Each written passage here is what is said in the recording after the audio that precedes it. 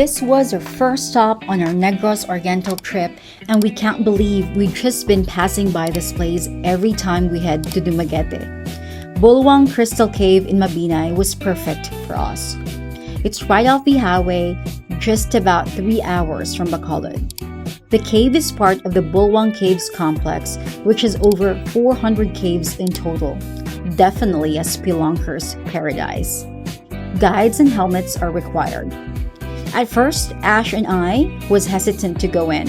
The entrance looked dark and the opening was pretty small, but once you're inside, wow!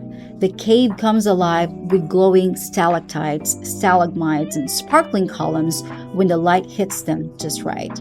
It still blows my mind that our island has treasures like this, and we only discovered it now. So if you're in the area, check out Crystal Cave.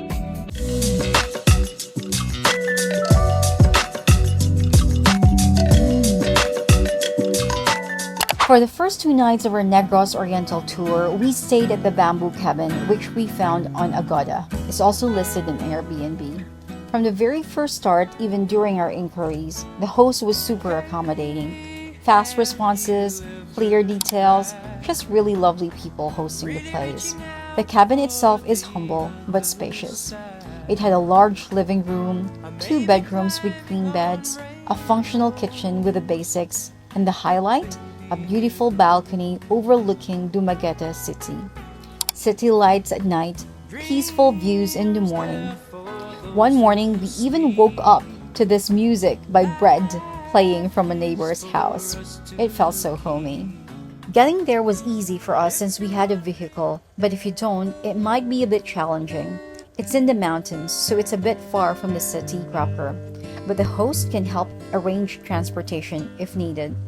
The location was ideal for us. It's just 5 minutes from Casaroro Falls and close to the other spots we planned to visit.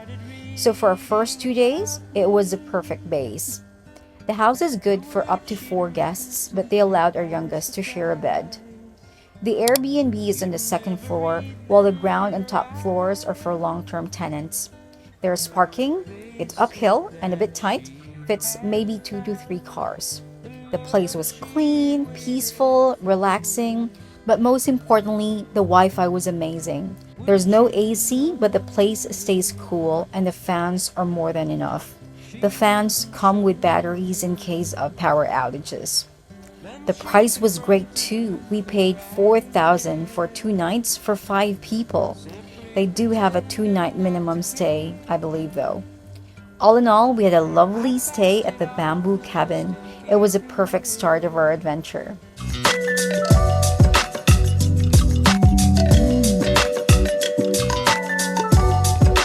We visited this beautiful cafe in Dumaguete City called Cafe Maria, and even just at the gate, I was already captivated. I'm a sucker for cafes with heritage ambience, and this one completely nailed that blend of rustic charm and cozy elegance. It has a spacious, artsy alfresco area that's just pretty everywhere you look. We went in for dinner on a Friday, and surprisingly, we had the place almost entirely to ourselves.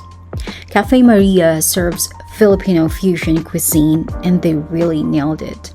Every dish we ordered had that familiar Filipino heart, but with a twist that elevated the flavors. My mom was blown away by their cassava. 1 bite and she was already raving about it. It was one of the best versions we've had. So if ever you're in Dumaguete and you love heritage charm and classy, artsy vibes cafes, Cafe Maria will definitely hit the spot.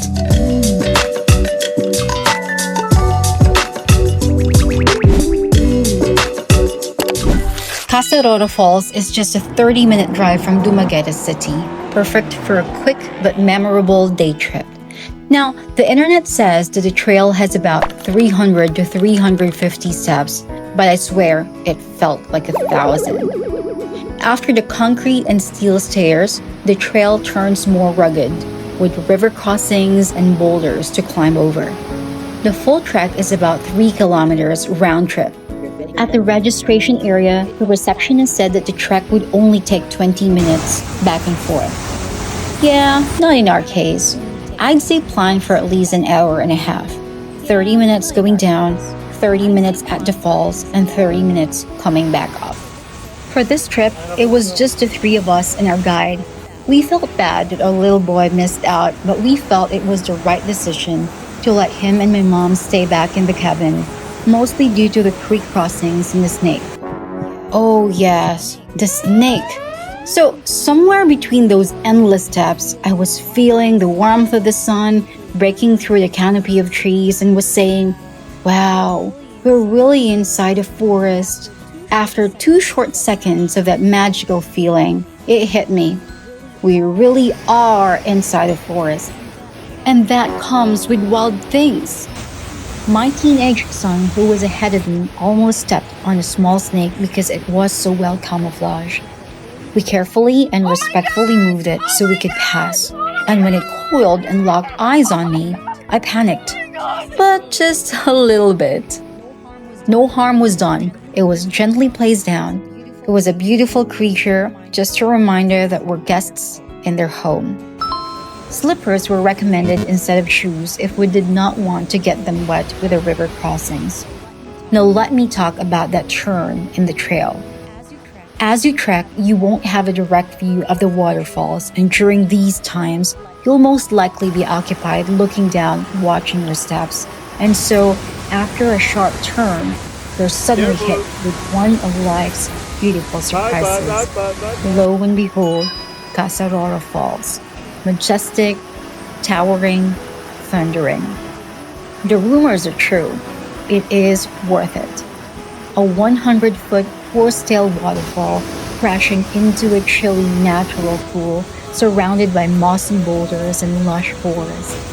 My son said it's the best waterfall he's seen so far, and when we did our post-travel assessment, said that for him, it was the highlight of our trip. This video does not do it justice.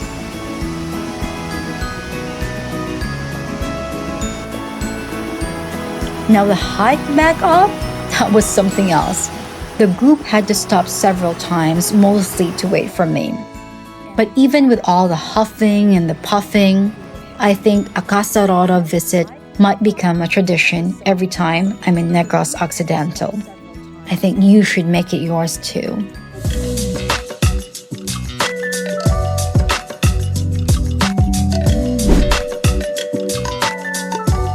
We've been to Mango Ranch back when it was just the barn for events and George Steakhouse, which serves American-style dishes. It's an easy drive too, just under 30 minutes from Dumaguete City. This year, they've added a water park and more outdoor activities. We arrived late though, and prioritized eating, as usual, so we skipped the water park and just tried the go-karts instead. The facility is new and hygienic. We didn't have a lot of shots in the go-kart, but I loved it because of the cool breeze, the big space, and the driving comes with a view. This is definitely more fun though if you race with friends. Our little boy had fun riding with daddy on the track. We paid 375 pesos for 6 minutes, and 6 minutes felt longer than we expected, in a good way. They also offer ATV packages and paramotor aerial tours, which we're saving for next time. Rates are posted on their Facebook page. Mango Ranch is definitely a fun stop if you're in Valencia.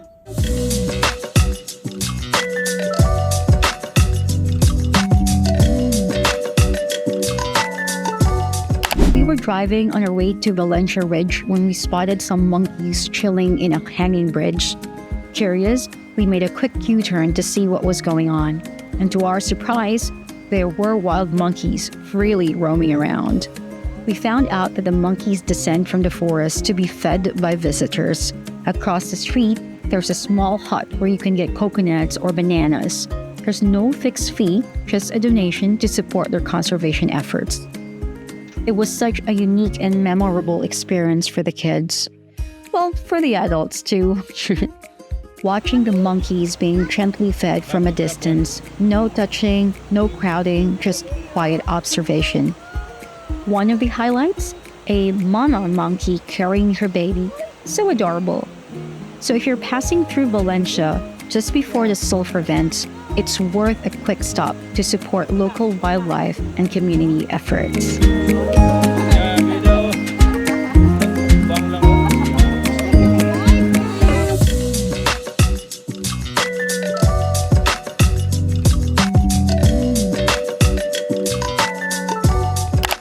This is another quick stop in Valencia. The Sulfur Vents, also called the Mag-asaw steam vents.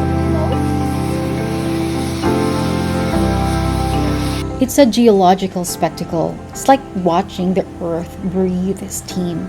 And the best part is that it's right by the road, super accessible. These vents release hot steam and volcanic gases like sulfur dioxide. The smell can be strong, like rotten eggs, but bearable. Just bring a mask if you're sensitive. We visited years ago when it was just the steam and the highway. But now, there's a safety barrier, which is great since cars pass so closely. It's quick, it's surreal, it's a rare peek into the Earth's volcanic heartbeat. Worth a stop, especially early in the morning or late afternoon when the steam is at its most dramatic.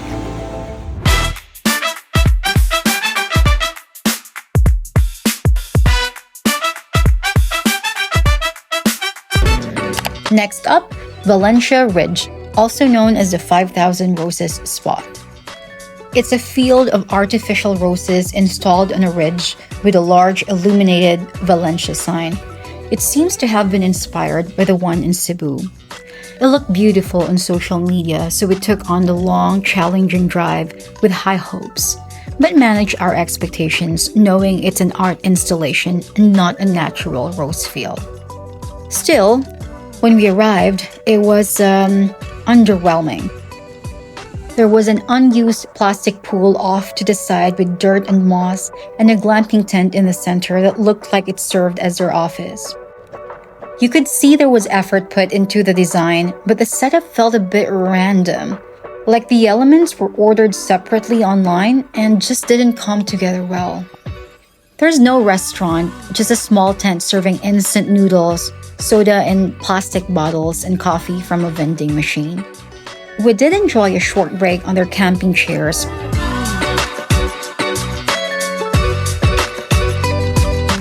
That said, we believe it only opened this year, so we're hoping it's still a work in progress and that there are upcoming improvements. For now though, I'd say skip it. The long drive just isn't worth it. At least, not yet.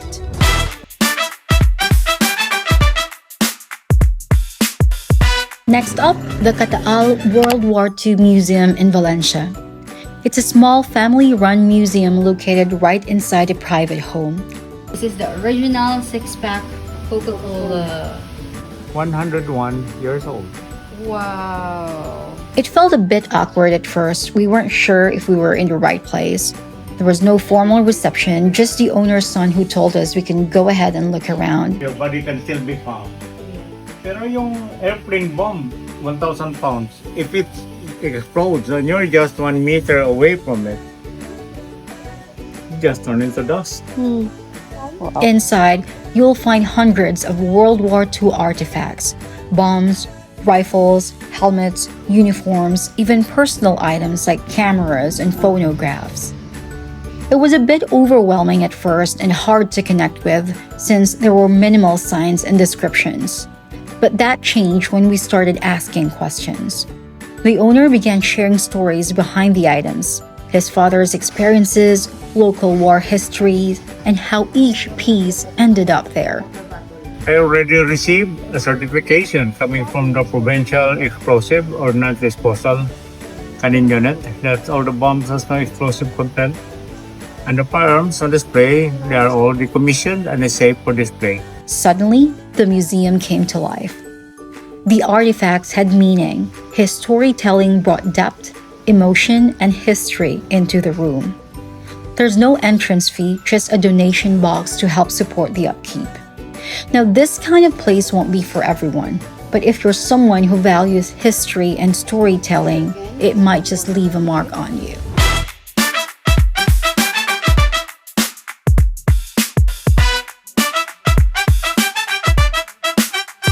This was a quick stop at Valencia Plaza, lined with acacia trees and surrounded by stalls selling flowers and plants. We didn't get to visit the popular Sunday market, which I've heard is vibrant, but even with just a short visit, we had a lovely time. We got to feed the pigeons.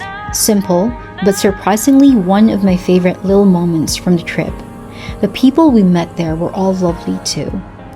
With all the places we've explored and the memories we've made, Valencia has easily become one of my favorite towns. Shada Valencia. Beautiful Valencia.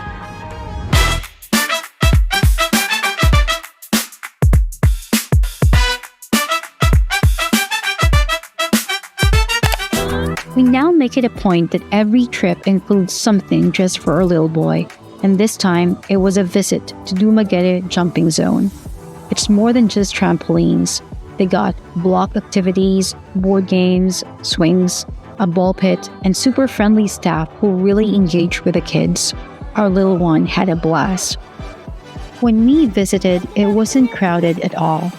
The space felt safe, spacious, and clean.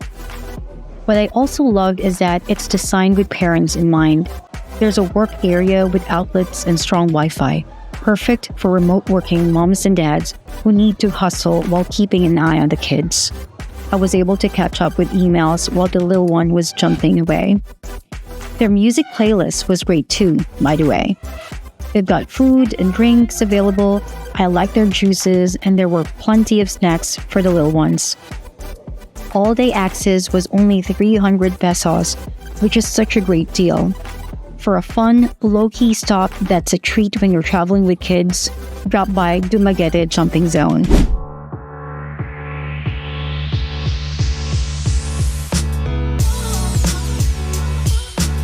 And here we are again, back at one of our longtime favorites in Dumaguete, Gabby's Bistro. I can't even remember how many times we've been here, but it's one of those places we always end up revisiting. This one is a branch inside Florentina Homes. It's cozy, colorful, and full of quirky artsy charm that I personally love. Their menu? Still extensive. Filipino, Asian, American, Italian, there's just a lot.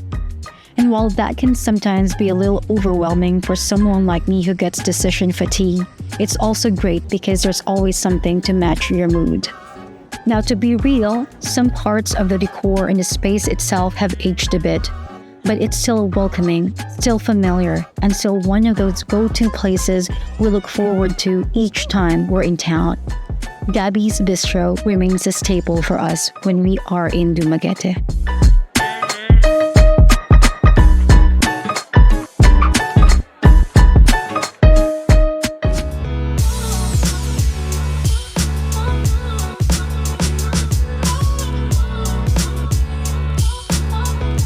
For the next leg of our trip, we transferred to Mike's Dauin Beach Resort, a mid-range beachfront spot that matched our budget.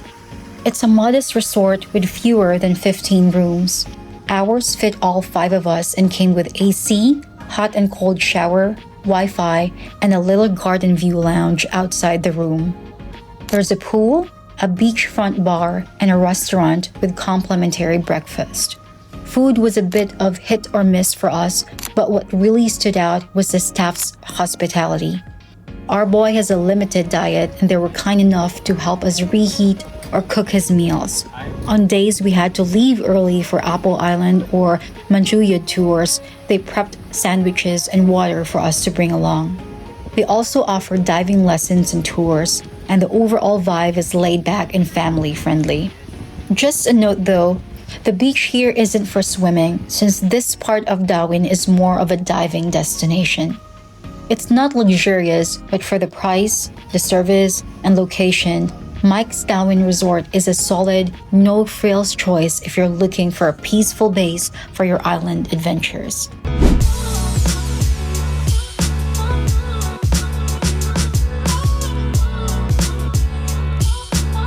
One of the restaurants we visited in Dauin was FinBar.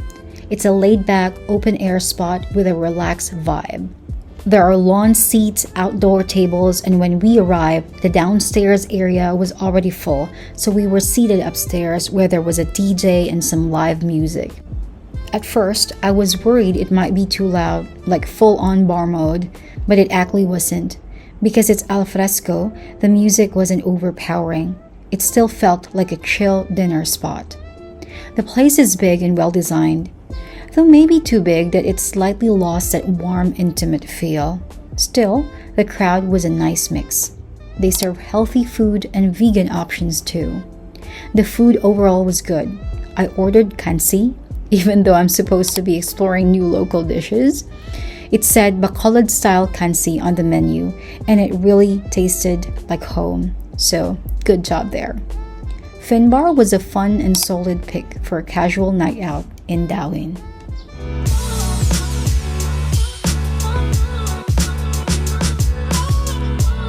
One of the top marine sanctuaries in the Philippines, best known for the chance to swim with sea turtles in the wild. It is located off the coast of Dauin, about a 40 to 50-minute drive from Dumaguete City to Malatapay Port, and then a 30-minute boat ride to the island. We booked a tour through a local operator we found on Facebook. The package was convenient. It included the boat ride, registration fees, lunch, and even snorkel gear rental, although we bought our own. Just remember to bring extra cash for tips, especially for your snorkeling guides. There are no resorts or ATMs on Apo Island, just rows of tables and chairs under trees where you can eat and leave your stuff. There's very limited mobile signal too. The best part? You don't even have to go far to see turtles. Just a few yards from the shore and you're already swimming with them. It can get crowded though, so arriving early is a good idea. If you're expecting luxury, this isn't the place. But if you're after raw, up-close encounters with sea turtles and a bit of island simplicity, Apo Island is definitely worth the visit.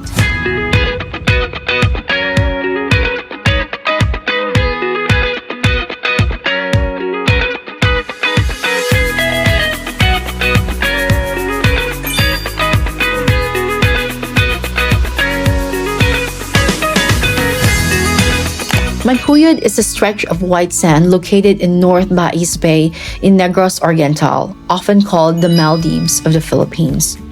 But what truly makes it special is that it's not always there at all. The Sandbar stretches for 7 kilometers and only fully reveals itself during the low tide. When the tide rises, it disappears beneath the sea like it was never there at all. If you go the wrong time, you might not see the sandbar at all. When we got there very early in the morning, the first activity was dolphin watching. The weather wasn't the best that day, so the dolphins were elusive and hard to see, so we didn't really get much of a show. While waiting for low tide, the boats gathered in one area, and it felt like a small floating community in the middle of the sea. Kids, families, barcadas, everywhere laughing, swimming, doing water activities, singing. It felt like a fiesta in a water park. There were floating sari-sari stores circling the place selling coconuts, sea urchins, shellfish, fresh oysters, grilled right there on their little bangka. By lunchtime, a small boat came to us carrying our food. We had crabs, fish, shrimp, grilled pork, fruits, and eating there just made everything taste better. I think it was after lunch when the sandbar finally started to show. People got out of their boats, stepped onto the sand, and we were delighted to spot a couple of starfish. It was a ton of fun. The sandbar disappeared again, but this experience stayed with us.